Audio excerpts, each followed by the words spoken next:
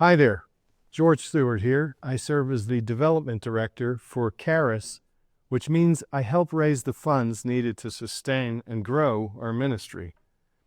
I began my journey in the pregnancy health space about 20 years ago after attending a fundraising gala for a pregnancy center located in the south of Pittsburgh, Pennsylvania. I was so moved by what I witnessed there that I joined that center as a board member and later became board chair. I moved to Utah in 2014 to become U.S. General Counsel for Rio Tinto, and the very first weekend our family attended church in Utah, guess who had an information table set up in the lobby of that church? You guessed it. It was the Pregnancy Resource Center, as we used to call it, the PRC. What a coincidence. And yes, they needed board members, so I joined the board and was later elected board chair and served in that capacity for several wonderful years. When I retired from my legal career in 2020, I joined the PRC full-time and helped sustain it through the pandemic and other difficulties until we could find a permanent executive director. As usual, the Lord sent exactly the right person at precisely the right time. His time. I can tell you now without hesitation that God's hand has been clearly visible in all of this, and it is marvelous in our sight. He is so good and so faithful, and He loves the little ones that we fight so hard for. Be encouraged. God is near. His kingdom is at hand, and He will not be mocked. Let's talk a little bit for a moment about the history of Charis. I'll bet you didn't know that Charis had two previous names in its remarkable 40-year history. When the organization was incorporated in 1985, it was called the Charis Pregnancy Center of Salt Lake and was housed in the basement of Life in Christ Christian Reformed Church. The CPC provided self-administered pregnancy tests along with compassionate options counseling. In October of 1986, the center opened its doors at a new location on 900 South in Salt Lake City. Post-abortion counseling and abstinence education were added to the services offered. Donations of mom and baby items started to arrive, and so within a few years the decision was made to change the name to the Pregnancy Resource Center of Salt Lake in 1989. This helped to better define the services we provided and remove the stigma associated with the term crisis pregnancy. This name style change, by the way, was a common practice among pregnancy health organizations nationwide at that time. In 2008, the PRC received its first ultrasound machine, yes, and began providing medical services under the oversight of an OBGYN. That same year, we relocated to our current address, next door to Planned Parenthood, which was a gift from God. Let me tell you how that happens. The doctor who owned this building had his practice in the front, and he lived in the back and upstairs. And that gives us a very unique setup here.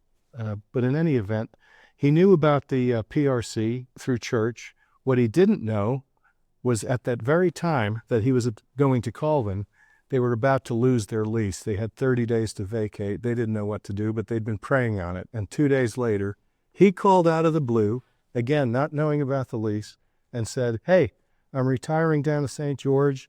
I've got a building not far from you. I don't know if you'd like the building, but I guarantee you'll like the location." And yes, that's how we got this building. It's a total God story. As the PRC headed into its 40th year of compassionate care, it became obvious we were not as well known for the medical aspects of our services as we were for the material resources which we provided. So after much prayer and deliberation, the board decided to update our name to Charis Pregnancy Clinic to better reflect our authority in the pregnancy health space as a professional medical clinic. Charis, the Greek word for grace, reflects our heartfelt desire that all of our patients will experience the grace, kindness, and life which points them to the true giver of grace and life. Now here's a brief update on the legal status of abortion in Utah. Sadly, elective abortions remain legal in Utah for up to 18 weeks. This is an anatomically correct 18-week-old. Laws passed by the Utah legislature making elective abortions and all abortion clinics unlawful remain blocked under injunction pending judicial review by the Utah Supreme Court. There are 2 abortion laws currently blocked or enjoined by lower state courts in Utah.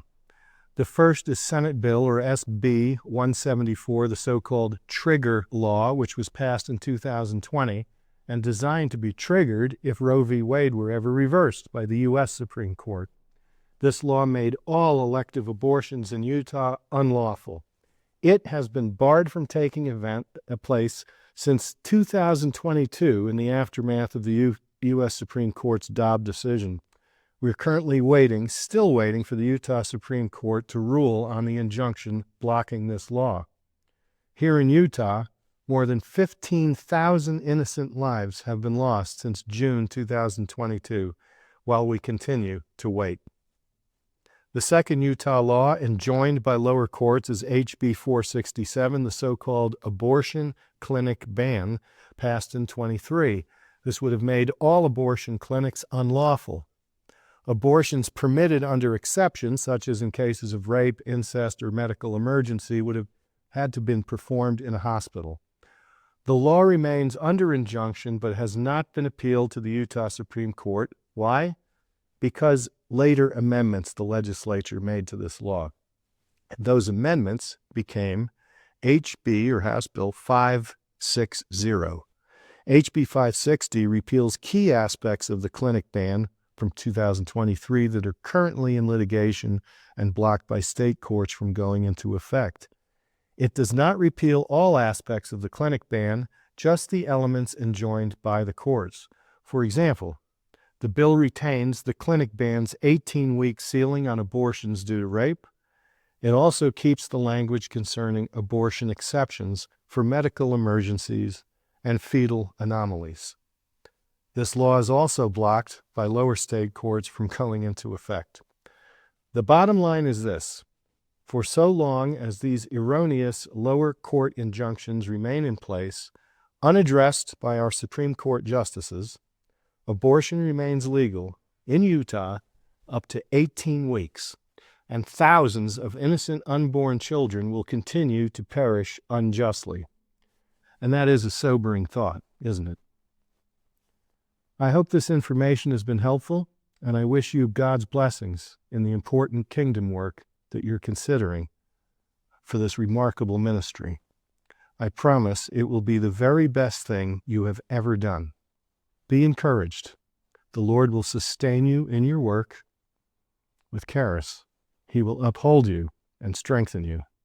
Blessed be the Lord. Thank you for your interest in volunteering here, and I wish you all of God's blessings. Thank you for stepping up in faith. Take care.